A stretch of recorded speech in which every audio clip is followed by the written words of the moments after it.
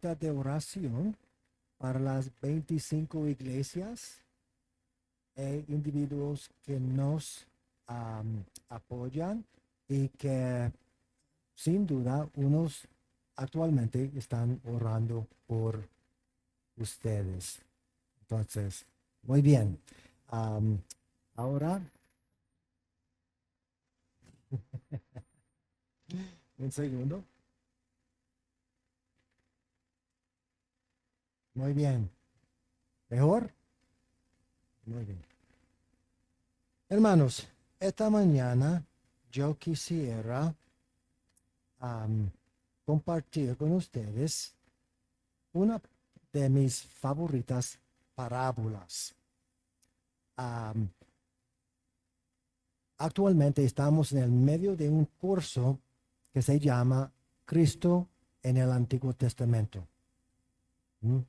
Y estamos considerando y escudriñando los pasajes que nos instruyen en cómo tú y yo necesitamos leer la palabra de Dios. Y Jesús fue muy claro cuando dijo que toda la palabra era de Él. Entonces, eso significa que cada palabra es cristocéntrica. Cada doctrina es cristocéntrica. Y la pregunta que les hago es, ¿aún la doctrina de arrepentimiento es cristocéntrica? ¿Aún el arrepentimiento de pecado proviene de Jesús y lo que ha hecho por nosotros? Y vamos a ver esta mañana, la respuesta es claro que sí. Si tú y yo nos hemos arrepentido de nuestro pecado, es solo por la gracia que Dios dio en el primer lugar para entonces reconocer nuestra necesidad en curso para el perdón de los pecados y la necesidad de buscar a Dios en y a través de Cristo para entonces recibir la vida eterna. Hermanos, esta mañana déjenme compartir con Lucas 15, 1 a 3. Y luego, para que la mayoría de ustedes no estuvieron con nosotros ayer. Ayer yo comencé un estudio de esta parábola y después de 2 horas no pude terminar lo que quería compartir. Entonces hoy voy a mezclar nueva información encima de una base de lo que habíamos establecido ayer. Lucas 15, 1 dice, se acercaban a Jesús los publicanos y pecadores para oírlo. Y los fariseos y los escribas, es decir, los líderes de Israel durante la época de Jesús, los fariseos y los escribas murmuraban diciendo, este recibe a los pecadores y come con ellos. Y ahora estoy a punto de compartir con ustedes la clave para entender todo que subsecuentemente consideremos. Entonces, Jesús les refirió esta parábola diciendo, pausemos. Esta parábola significa ¿cuántas parábolas? Una. No da 3, da una. Entonces, él les refirió esta palabra diciendo, hermanos, Lucas 15 Es una manera de Lucas para demostrar la fidelidad de Dios a sus promesas antiguo testamentarias. A lo largo de la historia humana, a partir de la caída, el hombre ha vivido para sí mismo, sí misma gloria. Lamentablemente, mucho no cambió cuando Dios ordenó a su primer sumo sacerdote. Moisés subió al monte Sinaí. Acababan de ver a Dios destruyendo a Egipto por lo menos por medio de 11 plagas. Las 10 más la destrucción de su ejército en el mar Rojo. Llegan al pie de Monte Sinaí. Moisés sube. ¿Ustedes recuerdan lo que pasó? El pueblo, mira, te vemos a ti, Aarón, pero no vemos a Moisés. Vamos ahora a hacer un becerro de oro. Claramente en la contra de la palabra. Cuando Moisés le confronta a Aarón, el primer sumo sacerdote, ¿cómo Aarón respondió? No fue mi culpa, sino fue la culpa del pueblo.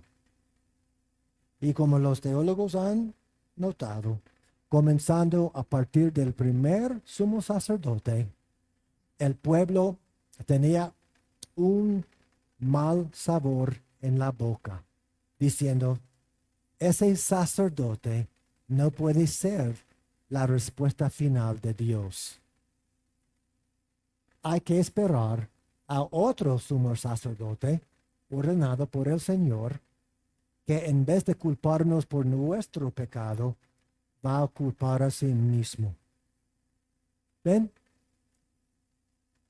Aarón tuvo 4 hijos, 2 de los cuales no aprendieron nada del mal ejemplo de su padre Aarón. Y Dios tuvo que tostar a 2 de los 4. ¿Por qué? Porque ellos adoraron a Dios como querían y no según la ley de Jehová. Dios prohíbe que tú y yo le adoremos como quisiéramos. La palabra nos instruye precisamente lo que sea aceptable ante Él y lo que no sea aceptable ante Él. ¿Estamos? Lamentablemente, la historia empeoró. Cuando llegamos a, por ejemplo, 1 Samuel 2, 22. Elí era muy viejo. Estamos hablando durante la época de los jueces, después de la muerte de Josué y su generación. Estamos hablando alrededor de 1050 años antes de Cristo. Poco antes de la ordenación de Samuel como profeta de Israel. Elí entonces era muy viejo, pero cuando supo lo que sus hijos hacían con todo Israel y cómo dormían aún con las mujeres que velaban a la puerta del tabernáculo de reunión, les dijo, ¿por qué hacéis esas cosas semejantes? Oigo hablar a todo este pueblo vuestro mal proceder. No, hijos míos, porque no es bueno, o no es buena fama la que yo oigo, pues hacéis pecar al pueblo de Jehová. Si peca el hombre contra el hombre, los jueces lo juzgarán. Pero si alguno peca contra Jehová, ¿quién rogará por él? Escuchen mis hermanos, pero ellos no oyeron la voz de su padre, porque Jehová había resuelto tostarlos. ¿No? Hay un contraste, gracias al Señor. Mientras Dios estaba a punto de juzgar a ellos, tenía a Samuel, que era joven. Hermanos, entre la plétora de los pecados de los hijos de Elí, había una costumbre, recuerden, el tabernáculo, después de su construcción en el Sinaí, cruzó el río Jordán y estuvo en el territorio de José. José tenía dos hijos, Manasés y José. Estamos hablando de una hora al norte de Jerusalén. Es donde el tabernáculo acampó. El territorio de, sí, de José, sus hijos. Muy bien, muy bien. Estoy tratando de omitir detalles para que todo quepa. Muy bien, entonces, las 12 tribus, según la Torah, un hombre de cada familia, representando a cada familia, necesitaba visitar al tabernáculo en Shiloh o Silo 3 veces al año. 2 veces en la primavera y una vez en el otoño. Para la Pascua, 50 días después. Para Pentecostés, muy bien. Y en el otoño para tabernáculos, 3 veces. Y cuando estaban allá, obviamente necesitaban acampar alrededor, o sea, del tabernáculo por unos días para adorar a Dios según sus prescritos. Y cuando, por ejemplo, estaban cocinando sus pollitos, su carne en las ollas, dice que los hijos de Elí metían el tenedor mientras la carne estaba cruda. En vez de esperar hasta que estuviera ablandada, robaron toda la carne por meterle el dedo mientras todavía estaba cruda. Ustedes saben, si la carne está cruda, el tenedor va a ¿qué? Quitar toda la carne. Robaron al pueblo, violaron, literalmente usando su poder para literalmente manipular a las chicas que trabajan allá, usando el poder para gloriarse en el nombre del Señor. Ellos están esperando ahora su condenación eterna, porque robó al pueblo de Dios en el nombre de su sagrado nombre. Más tarde, durante la historia, por ejemplo, tenemos Primera Reyes, vamos a 17:8. Luego llegó a Elías. Este pasaje, cuando estaba enseñando en Barranquilla hace 2 o 3 años, me dijeron, pastor, nos gusta el Antiguo Testamento. ¿Por qué? Entre las razones, Dios bendijo a Job financieramente, a Abraham, los patriarcas. Nos gusta el Antiguo Testamento. Nos gusta el dinero que conlleva con el Antiguo Testamento. Y me dijeron que este pasaje, por lo menos en Barranquilla, era un pasaje muy, muy, muy usado por los lobos, que llaman a sí mismos pastores. Luego llegó a Elías una palabra de Jehová que decía, levántate, vete, de Serapta, de Sidón. Sidón es en el noroeste, después de la frontera de Israel. Luego llegó a Elías una palabra de Jehová que decía, levántate, vete a Serapta de Sidón y vive allí. Y allí le he dado orden a una mujer viuda que te sustente. Entonces él se levantó y se fue para Serapta. Cuando llegó a la puerta de la ciudad, había allí una mujer viuda que estaba recogiendo leña. Elías la llamó y le dijo, te ruego que me traigas un poco de agua y un vaso para que beba. Cuando ella iba a traérsela, él la volvió a llamar y le dijo, te ruego que me traigas también un bocado de pan en tus manos. Ella respondió, vive Jehová. Vean, mis hermanos, ¿qué dice? Nuestro Dios, tu Dios. Tu Dios. Ella adoraba a Baal, el dios de la lluvia de los fenicios. Por ende dice, tu Dios, no nuestro Dios. Que no tengo pan cocido, solamente tengo un puñado de harina en la tinaja y un poco de aceite en una vasija. Ahora recogía 2 leños para entrar y prepararlo para mí y para mi hijo. Lo comeremos y luego moriremos.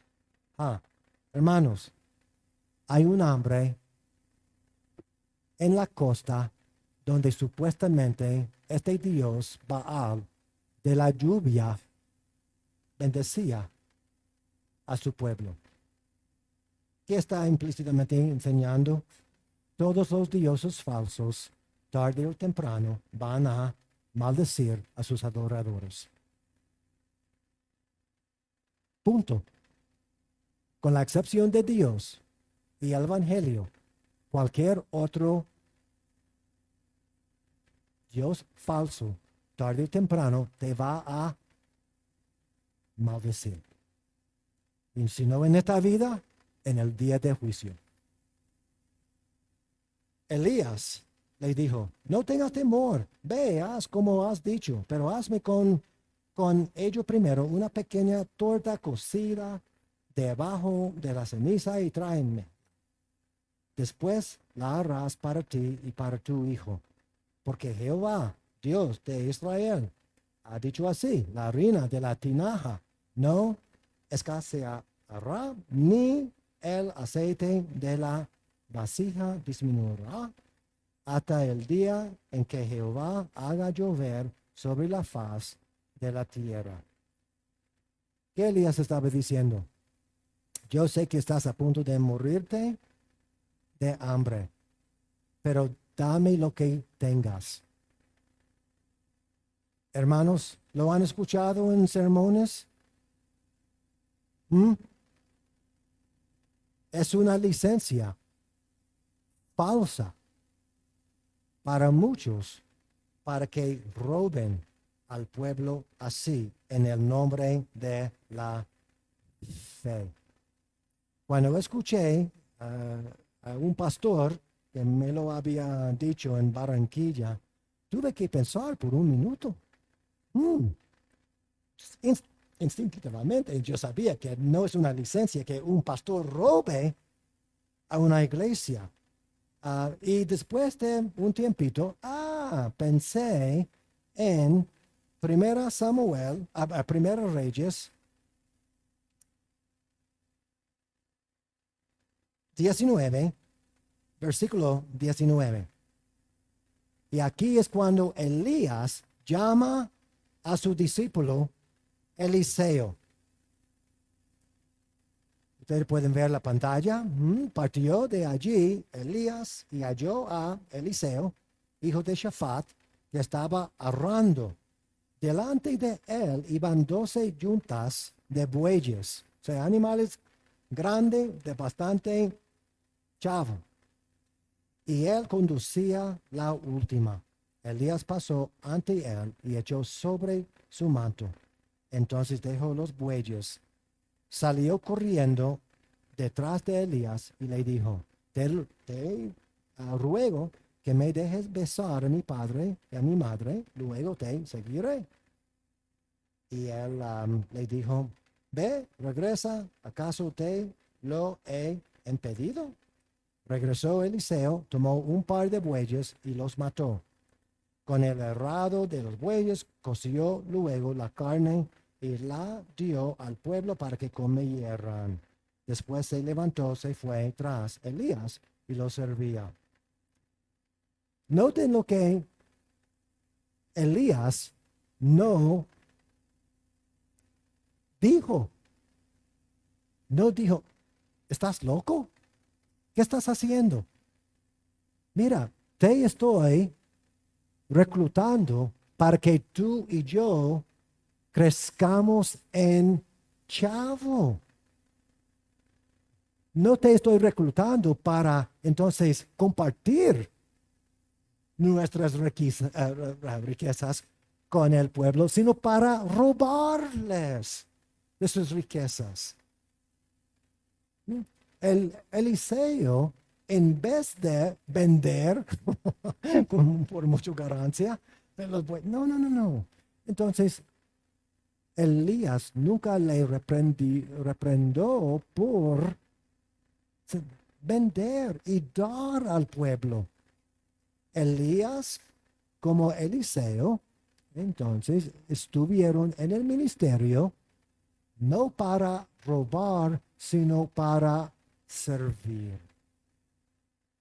Estamos, mis hermanos, a lo largo del Antiguo Testamento, a partir del primer sumo sacerdote hasta Malaquías, el último libro, Dios está regañando a su pueblo y especialmente a los líderes por manipular al pueblo en vez de morir por ello.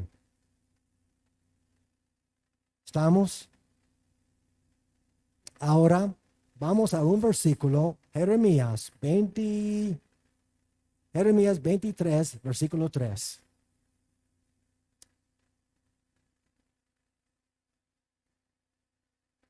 2 y 3. Por tanto, esto ha dicho Jehová, Dios de Israel.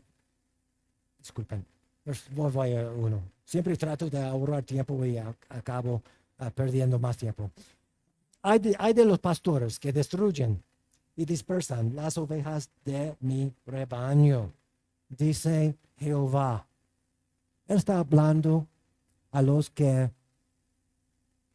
manipulan al pueblo aún hoy en día.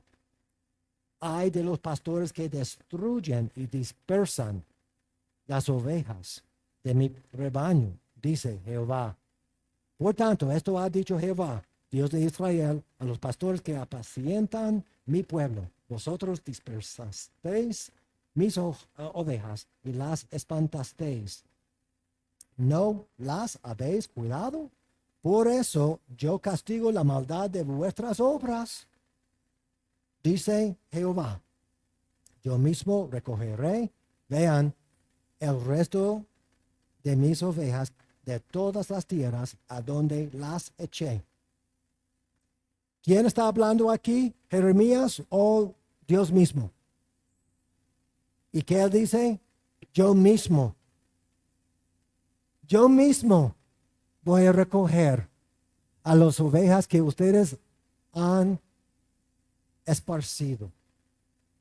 Entonces, hermanos, cuando tú y yo llegamos a Lucas 15, ¿quién vino? ¿Jeremías o Dios? Dios cumplió su promesa. Se encarnó para hacer qué? Se acercaba a Jesús. Todos los publicanos y pecadores para oírlo, y los fariseos y los escribas, en vez de, como un teólogo ha notado, arrepentirse, en vez de pedirle perdón, por haber continuado esparciendo a las ovejas de Dios, murmuraban. Murmuraban, celosos de él.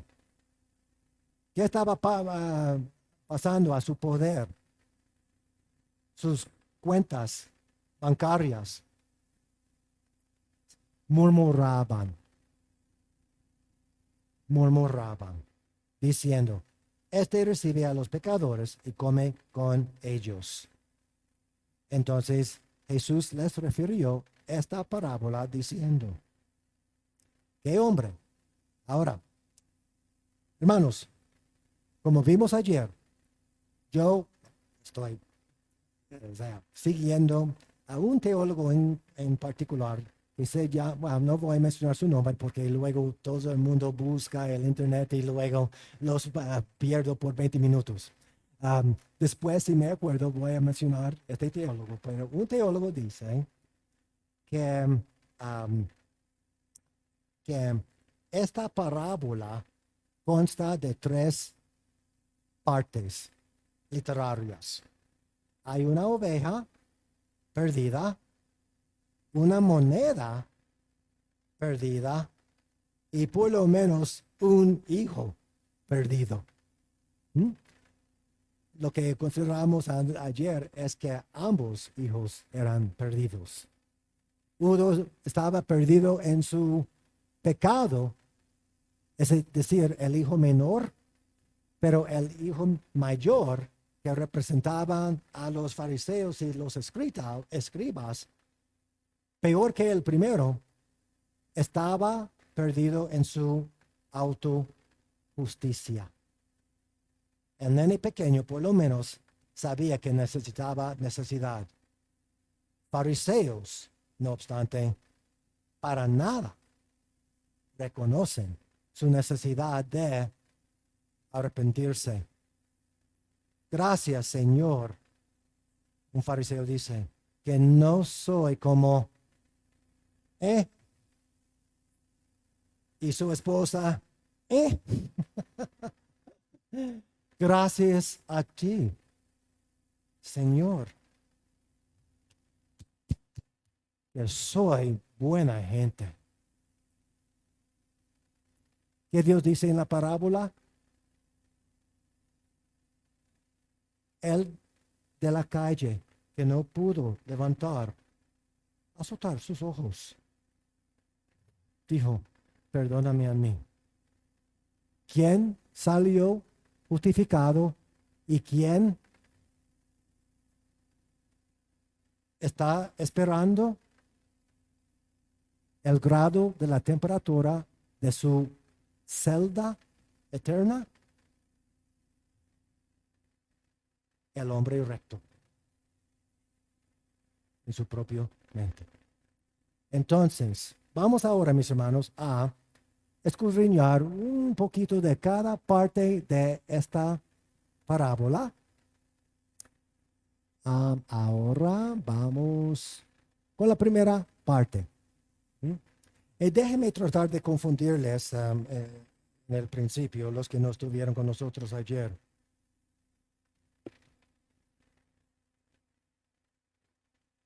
Nada, creo, habiendo escuchado mucho de las ovejas, nada es más estúpida que una oveja. Una oveja perdida nunca va a tomar la decisión de arrepentirse de sus pecados y regresar al pastor. Jamás. Jamás. Y si uno dice, si Dios obrar milagrosamente, entonces la segunda parte de esta parábola es una moneda. ¿Qué moneda en la historia humana ha podido arrepentirse y buscar a su dueña? Muy bien.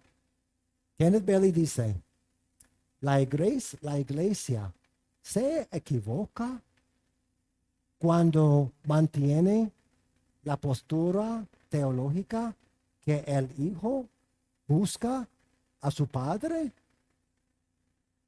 Porque recuerden, mis hermanos, no hay tres parábolas, hay una sola parábola. Y Jesús, como el mejor maestro de la historia humana, como Él es un buen maestro, ¿por qué Él hablaría de una oveja paralizada, sin la habilidad de defenderse, de arrepentirse, seguida por una moneda que tampoco puede buscar a su dueña? Pero ahora tenemos un hijo que busca a su padre. Si Jesús entonces tuviera dos puntos, se contradeciría la parábola. Si fueran tres parábolas, está bien, pero hay una.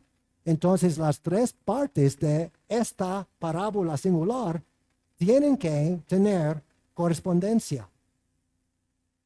Ovejas no buscan a sus pastores, monedas no buscan a sus dueñas, tampoco hijos perdidos en sus pecados buscan al Padre.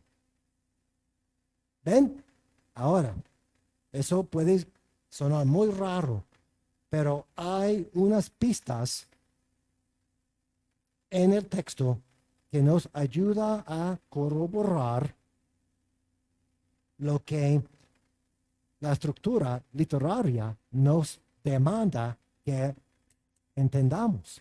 ¿Estamos? O sea, ovejas perdidas no buscan a nadie, tampoco monedas, tampoco hijos perdidos. Vamos a entonces hablar un poco sobre el...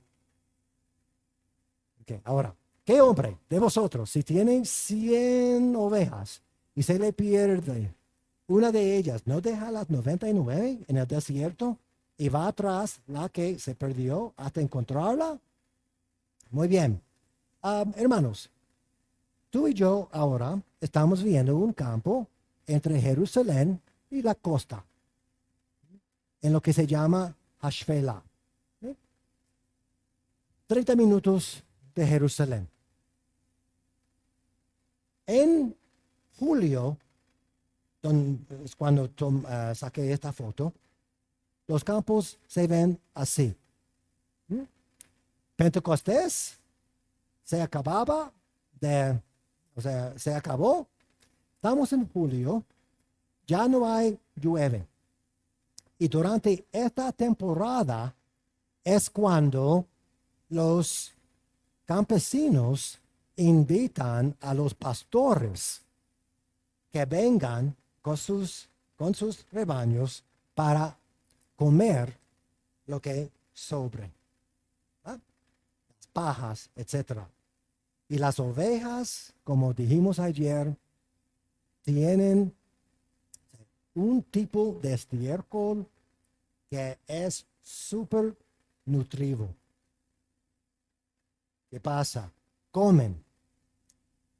Un autor ha dicho que las ovejas aún les gusta, por ejemplo, después de comer mucho, tomar mucho, encontrar una colina para acostarse y engordar. Y cómo Dios usa su ley de la gravedad, ¿verdad? Para que el estiércol, entonces, usando su ley de la gravedad, esparce, ¿verdad? En todos los lados. Dios, nada es al azar para Él, nada. Entonces, hermanos, es durante esta época cuando las ovejas, que normalmente están en el perímetro del desierto, pueden entonces visitar. Pero entre octubre, cuando la temporada de la lluvia comienza, hasta Pentecostés, no pueden acercarse. El campesino no quiere que una oveja coma su trabajo de un año. Entonces, los teólogos que conocen la tierra prometida dicen, la Navidad tuvo que estar durante el verano. No pudo haber sido durante la época de diciembre. ¿Por qué? Porque una pista que Lucas nos da o sea, la historia sobre el nacimiento de Jesús, es que los rebaños estaban en el campo durante la noche. Belén, como Jerusalén, se encuentra en las montañas, en el centro. Y en diciembre hace frío, más frío que acá. Entonces, a 650, 700 metros sobre el nivel del mar, la lluvia y aún ni hay nieve. Ovejas no pueden tolerar, son muy sensibles, no pueden tolerar el frío. Entonces, ningún pastor dejaría a su rebaño en los campos de Jerusalén y Belén durante la noche del invierno. Pero durante el verano, sí. Entonces, para ser más bíblico, deberíamos predicar sobre la Navidad entre Pentecostés y Tabernáculos en octubre. Muy bien. Ahora, los animales vienen. Aquí es un rebaño muy grande. Estoy viendo hasta el oeste, hacia Jerusalén, y aquí en la otra dirección, al este, hacia la costa mediterránea. Muy bien. Y aquí hay dos, siempre hay uno o dos en cada grupo, que necesita estar diferente. Muy bien. ¿Qué estamos viendo acá? Es una cueva que forma cuando la roca caliza cenomaniana se separa por las capas entre sí, formando cuevas. Y esta cueva es una cueva que un pastor puede usar como redil. Tiene un rebaño, menos de 100. ¿Qué pasa? Tenemos una puerta y las ovejas tienen que entrar por la puerta. No hay dos. ¿Sí? Hay un muro acá. ¿Qué pasa? Después de un día en el campo, los pastores llaman, vámonos, vamos a casa.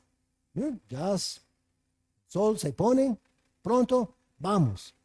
El pastor entonces se queda acá a la entrada con su barra. Y con cada una, 1, 2, 3, 4, 5, 97, 98, 99. ¿Dónde está la 100? Ahí. Otra vez. 1, 2, 3, 99. ¿Qué pasó? ¿Quién no está? ¿Quién no vino? ¿Quién no vino? Philip Keller, hablamos sobre él ayer. Él era un pastor de ovejas, no de 2 patas como Pastor Carlos, sino de 4 patas, ¿verdad? De animales del campo. Si no me equivoco, de Etiopía, pero no sé. No estoy exacto. Ahora, él dice, él fue un pastor por muchos años. Él escribió un libro sobre Salmo 23 que es fascinante, donde él aplica su experiencia como pastor del campo al Salmo 23. Él dice, cuando un pastor cuenta 99 en vez de 100, ¿qué él hace? Busca sus binoculares, su aceite de oliva y su rifle. con los binoculares, ahora va a buscar para ver por si acaso hay buitres circulando donde él estaba. Entonces, cuando la encuentra, la pone sobre sus hombros gozoso. Hermanos, Philip Keller dice que a veces el buen pastor se está cuidando 24/7, siempre durmiendo con un ojo abierto. Cuando las ovejas prosperan, la lana crece gruesamente, largamente. ¿Y qué pasa? Para crecer y engordar logrosamente, ¿qué necesitan hacer? Tomar las aguas más oscuras y puras, frías, y después de tomar y después de comer, tienen que hacer una siesta. A veces lo que él dice es que como están en ambos lados de un sendero, a veces, vean, el éxito, su prosperidad, es decir, su larga lana, se ata con las espinas. Qué interesante. ¿Ah? Cómo la prosperidad puede atarnos al mundo y sus distracciones. ¿Ven? Entonces, cuando una oveja se da cuenta de que ya está atada, en hebreo dicen, ve.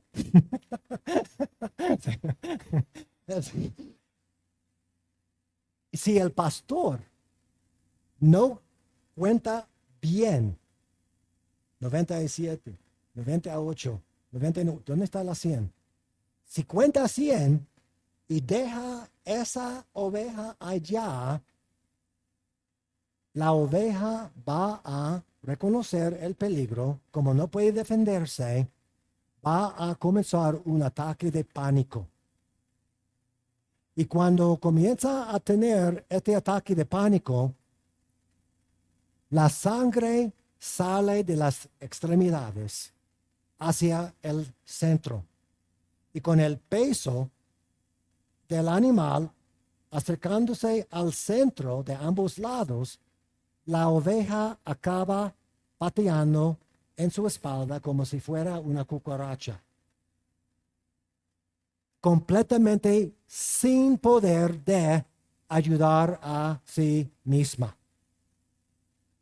Si uno es campesino y trabaja con animales, sabes que una oveja no puede mantenerse la salvación por más de 2 segundos. Pura estupidez, no puede mantenerse la salvación. Y como dijimos ayer, en las Escrituras, ¿a qué animal Dios nos compara?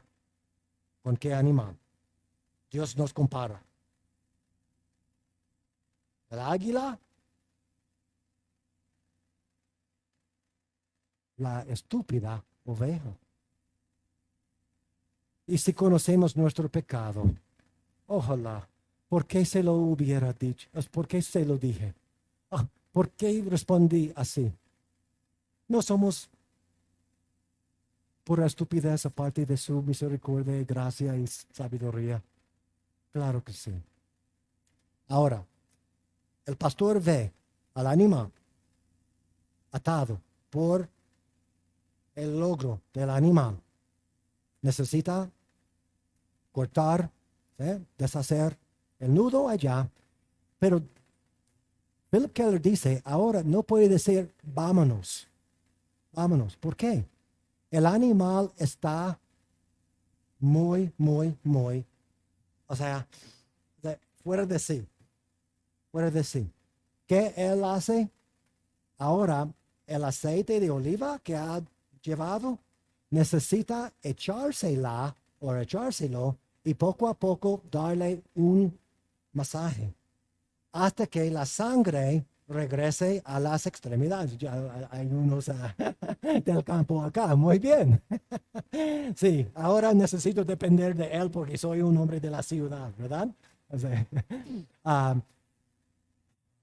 entonces, ahora la sangre regresa a las extremidades. Ahora el pastor puede decir, vámonos. No. Tiene que poner este animal encima de Jesús, tal y como Jesús había visto 1,000,000 de veces y cada uno de su audiencia original. Si no le pone así, ¿qué va a pasar al animal? Comida de lobo. Comida de lobo. So, aunque el animal ya está calmado, hay que ponerlo encima de sus hombros para traerlo o devolverlo a casa. Cuando la encuentra, la pone sobre sus hombros. ¿Qué? Le complace al Señor perdonarnos. No salgas sin que pidas este perdón. Es la diferencia entre la vida y la muerte eterna. Cuando la última vez que yo y Beverly estábamos en Israel, en Galilea, vimos algo que había buscado. ¿Qué tenemos aquí? La imagen más común de oliva es la cruz. Pero después de la cruz, creo que he visto más pastores con las ovejas encima de sus hombros. Aquí, mis hermanos, hay otra imagen. ¿Pueden ver? El pastor, una oveja acá y otra alrededor de sus hombros. Otra imagen. Déjenme, hay muchas, pero no voy a... Vean, mis hermanos.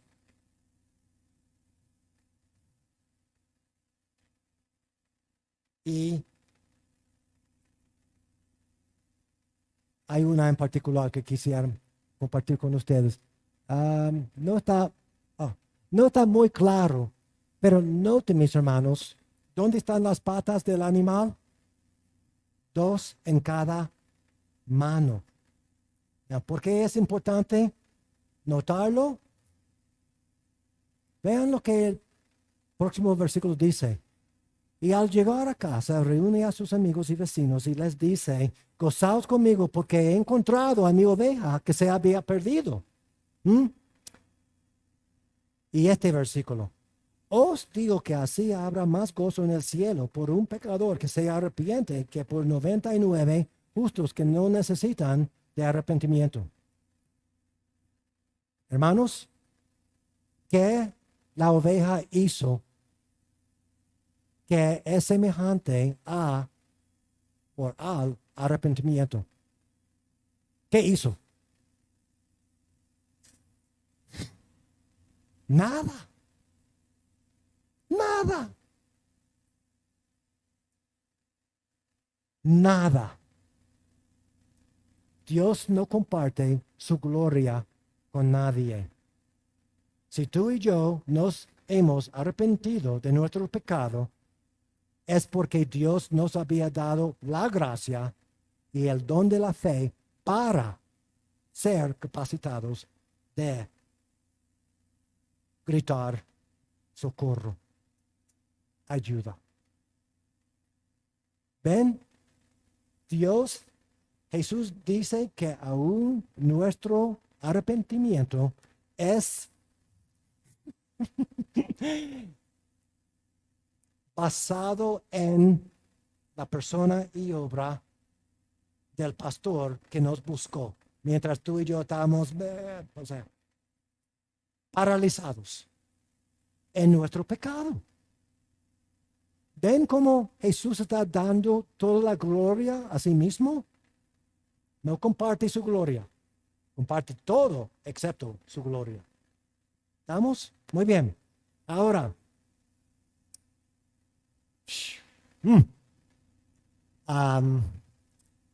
uno de mis favoritos versículos que me sorprendió muchos años. ¿O menosprecias las riquezas de su benignidad, paciencia y generosidad, ignorando que su benignidad te guía al arrepentimiento? La primera vez que lo leí me sorprendió, porque yo había en mi teología, tenía un trasfondo católico. Yo habría terminado este versículo: o menosprecias las riquezas que su amenazas, advertencias, te guía al arrepentimiento. ¿Ven cómo Jesús está usando su gracia aquí para derretir el corazón de sus oyentes? Fariseos, su arrepentimiento siempre es desde afuera hacia adentro, pero es arrepentimiento cosmético. Arrepentimiento verdadero y bíblico siempre es desde adentro hacia afuera. La gracia es la única receta que cambia la trayectoria del arrepentimiento. Jesús es bueno. Jesús es bueno. Esa es la base de nuestro motivo de decir: sálvame, lo siento, lo siento. Ahora, la segunda parte, la moneda perdida. ¿O qué mujer que tiene 10 dracmas, son 3 monedas?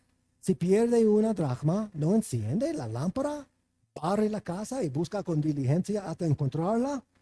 Y cuando la encuentra, reúne a sus amigas y vecinas y les dice: gozaos conmigo porque he encontrado la dracma que había perdido. Hermanos, déjenme tratar de confundirles aún más. Así os digo que hay gozo delante de los ángeles de Dios por un pecador que se arrepiente. ¿Qué es la pregunta que estoy a punto de hacer? ¿Qué la moneda hizo que es semejante al arrepentimiento?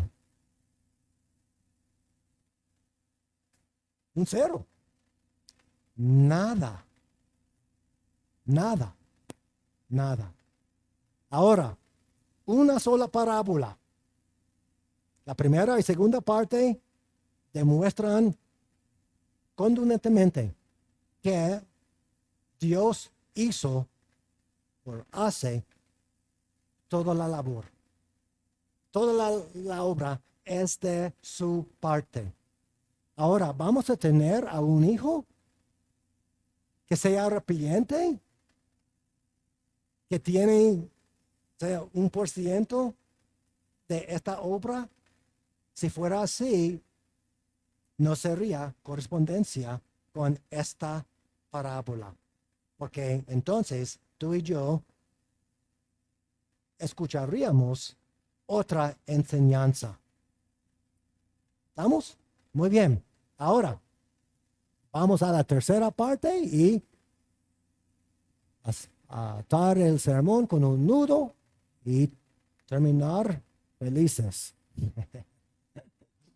Disculpa, ahora. También dijo: un hombre tenía 2 hijos, y el menor de ellos dijo a su padre: Padre, dame la parte de los bienes que me corresponde. Y les repartió los bienes. No muchos días después, juntándolo todo, el hijo menor se fue lejos a una provincia apartada, y allí desperdició sus bienes viviendo perdidamente. Cuando todo lo hubo malgastado, vino una gran hambre en aquella provincia y comenzó él a pasar necesidad. Entonces fue y se arrimó a uno de los ciudadanos de aquella tierra, el cual lo envió a su hacienda para que apacentara cerdos. Deseaba llenar su vientre de las algarrobas que comían los cerdos, pero nadie le daba. Me acuerdo a Kenneth Bailey cuando escuché a él hace 30 años y pico en el Medio Oriente.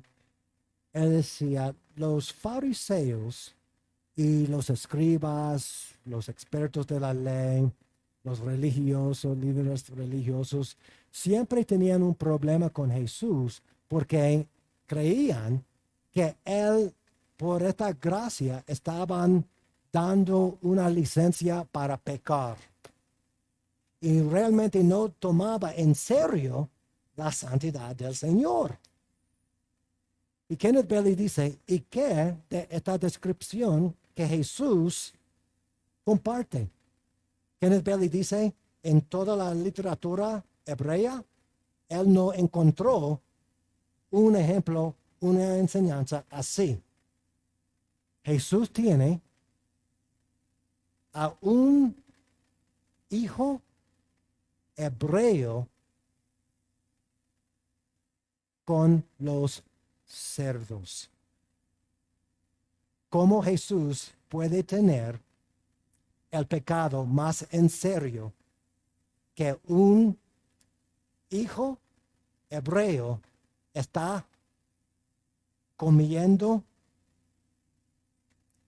la comida que pueda, o sea, quitar a las bocas de puercos?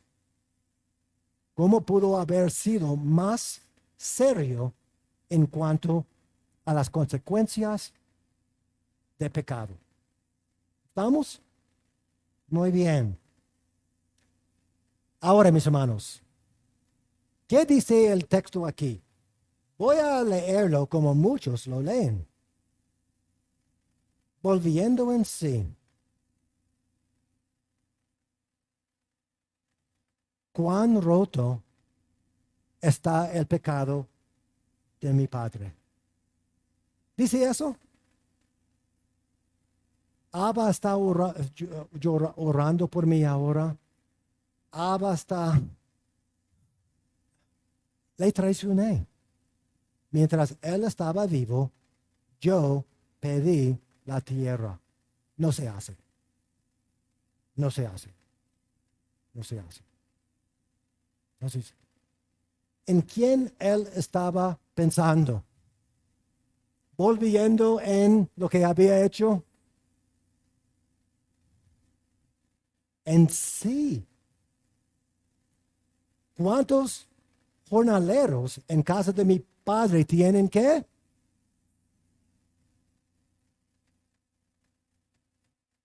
Chavo. Y yo aquí perezco de hambre. ¿Suena como el arrepentimiento? El arrepentimiento es sin incondicional. No importa lo que Dios haga conmigo, que me perdone.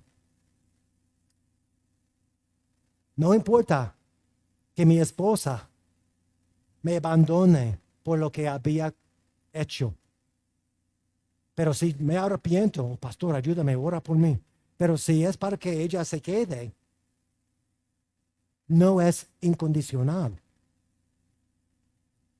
No importa que se quede y perdóname a mí, o que si salga a Chicago para estar con su hermana, para comenzar el divorcio por lo que había. Digo, pastor, si ella no regresa, ya no te vamos a reunir. El perdón, o sea, el arrepentimiento es incondicional. Incondicional. Pero ¿en qué este hombre está pensando? ¿En Abba o en sí mismo? Volviendo en sí.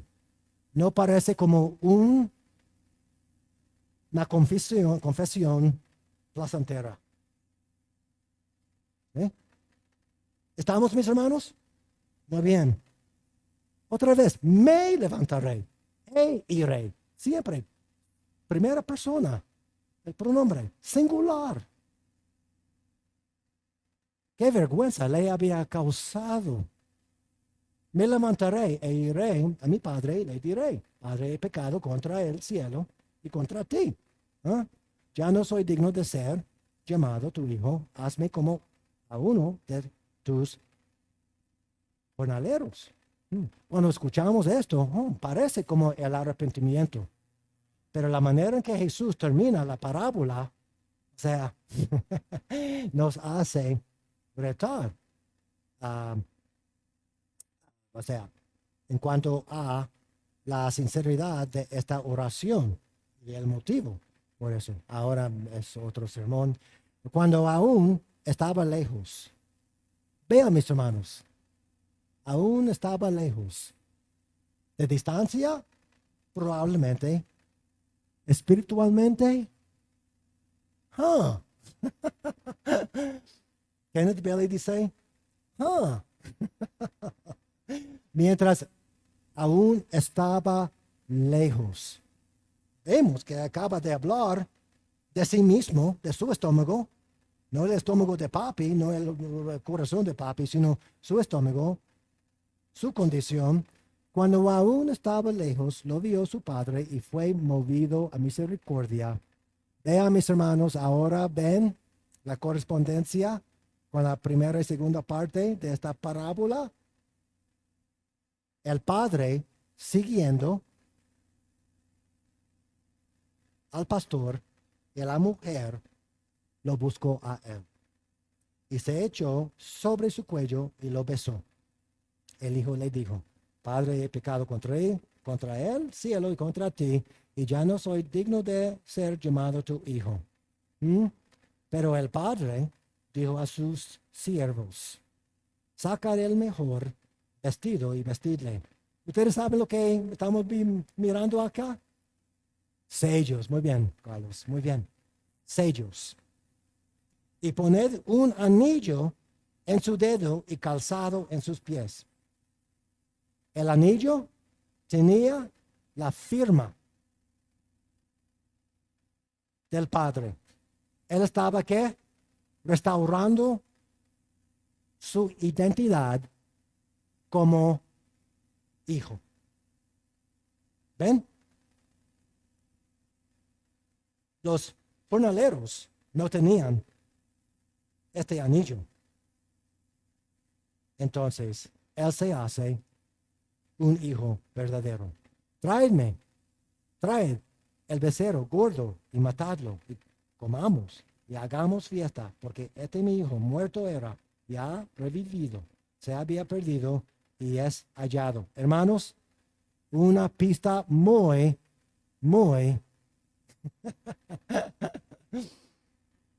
vociferosa. Porque mi hijo muerto, o sea, porque mi hijo muerto era y ha revivido, ¿qué dice? Se había dado cuenta de su necio y luego se arrepintió. ¿Qué significa hallado? Hallado por otro. La oveja fue hallada. La moneda fue hallada. Este hijo es hallado. Entonces, ¿a quién Dios da toda la gloria? A sí mismo. Porque Dios halló a ese hijo. Ven. Estamos hablando de lo central, de la manzana, de la doctrina del arrepentimiento. Fue hallado. Y comenzaron a regocijarse.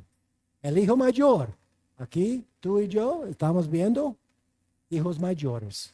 Son fariseos modernos, yendo al templo de Dios, o sea, la muralla occidental, van allá. El hijo mayor estaba en el campo. Al regresar, cerca ya de la casa, oyó la música y las danzas, y llamando a uno de los criados, le preguntó qué era aquello. El criado le dijo, tu hermano tu hermano ha regresado y tu padre ha hecho matar el becerro gordo para haberlo recibido bueno y sano. Entonces se enojó y no quería entrar. Salió por tanto su padre. ¿Mm? Tal y como el padre salió del festín para entonces confrontar al hijo, Jesús actualmente estaba confrontando a los fariseos y los escribas, porque tampoco querían entrar a la celebración de lo que estaba ocurriendo. La gente marginalizada estaba entrando al reino. Muy bien, pero él respondiendo dijo al padre, tantos años hace que te sirvo, no habiéndote desobedecido. Pero no quiso entrar. Estaba públicamente avergonzando a papi. No ha desobedecido a él ninguna vez. Tantos años hace que te sirvo, no habiéndote desobedecido jamás. Nunca fumé los cigarrillos. Pero está afuera y no quisiera gozarse con Abba porque por la primera vez en muchos años el corazón de Abba es gozándose. Pero no fumo. No fumo. Y nunca me has dado ni una cabrito para gozarme con mis amigos. Pero cuando vino este hijo tuyo, que ha consumido tus bienes con animales, estoy a punto de terminar, has hecho matar para él el becerro gordo. Tim Keller nos recordó ayer que cuando el hijo salió con su parte de la herencia, el resto es para el hijo mayor. Él no quiere gastar su fortuna para este sinvergüenza.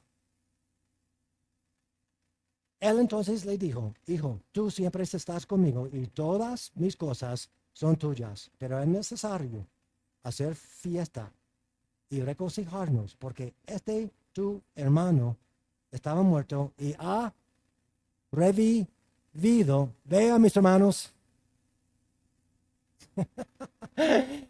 Otra pista. Otra pista.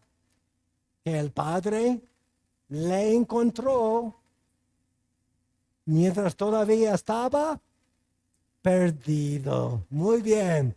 Se había perdido y ha sido hallado.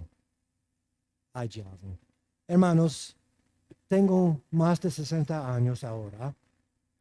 Con cada año aprecio la palabra más y más y más y más. Hay un dicho, si estuviéramos acá y al otro lado es la libertad, pero necesitamos cruzar un campo de minas. Está lleno de minas. Y alguien dice, yo puse cada mina allá. Déjeme demostrarte. Y así, puede cruzar la mina, regresar, decir, ¿quisieras seguirme? ¿O eres demasiado orgulloso para seguirme a mí? ¿Quién realmente quisiera cruzar un campo tan peligroso, especialmente cuando el creador del campo, que sabe todo, dice, sígueme a mí? Sígueme a mí. Recientemente yo estaba viendo un video en línea y estaba grabando un teólogo. Tenía un pastor con su rebaño acá y ahora nota un lobo. Y el lobo se acercó y en un punto se hizo así, con la cola entre las piernas. Y alguien que conoce los lobos mejor que yo dijo, él olió al pastor y por ende sabía que no podía acercarse más. Luego este hombre enseñó una oveja que decidió no seguir al pastor y él seguía con la cámara. Y como la oveja acabó muerta, no tiene nada para defenderse. Pero recuerdo el video cuando la oveja, allá es Abba, allá es papi, allá son mis primos. Pero nadie me va a decir lo que tengo que hacer. Acabó un lobo, un lobo. Muy bien, mis hermanos. Espero que hayamos visto la gloria de Dios aún en la habilidad de arrepentirnos. ¿Estamos? Muy bien. Terminamos con la oración. Pastor, si tienes anuncios, muy bien. Nuestro Dios, gracias a ti por tu sagrada palabra. Nada hace más sentido que tu palabra. Dios, gracias por esta iglesia. Gracias por la cantidad de sillas que están ocupadas. Gracias, Dios. Sigue bendiciendo este ministerio. Guarda los ojos, los testimonios de todos los ancianos acá. Y Dios sigue usando esta gloria como la primicia de algo tan grande y tan lleno de tu presencia, Dios. Usa esta iglesia en tu plan para realmente transformar esta región. En el nombre de Cristo te agradezco por poder estar aquí este mes en serios pueda compartir tu palabra con ellos. Gracias, Dios, por cada uno. En el nombre de Cristo. Amén.